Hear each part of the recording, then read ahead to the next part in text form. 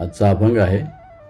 न लगे मरावे ऐसा ठाव दिला देवे, माझ्या उपकारासाठी वागविला म्हणू कंठी. घरी दिला ठाव अवघा सकळही वाव, तुका म्हणे एके ठाई केले माझे तुझे नाही. याचा अर्थ आहे, देवाने मला अशा ठिकाणी आश्रय दिला आहे की जेथे मरणच नाही. त्याचे असे माझ्यावर उपकार असल्यामुळे मी त्याला माझ्या कंठात धारण केले आहे. हरीने आपल्या पूर्णतेच्या घरी मला आश्रय दिला, त्यामुळे बाकी सर्व पोकळ वाटू लागलेले आहे. तुकाराम महाराज म्हणतात, देवाने त्याचे आणि माझे असे ऐक्य केले की तेथे माझे आणि तुझे ही भाषाच नाही. हरिभक्तांना भगवंतांच्या चरणी आश्रय मिळाला की पूर्णत्व प्राप्त केल्याचा आनंद होतो.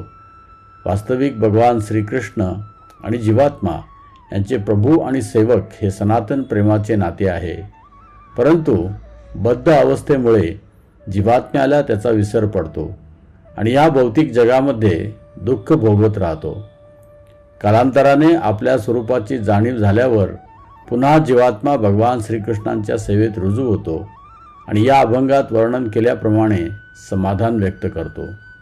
जो व्यक्ती भगवान श्रीकृष्णांना पूर्णतः जाणतो आणि त्यांच्या प्रेममयी सेवेत पुनश्च रुजू होतो, त्याला पुन्हा या दुःखमय भौतिक जगतात जन्म घ्यावा लागत नाही.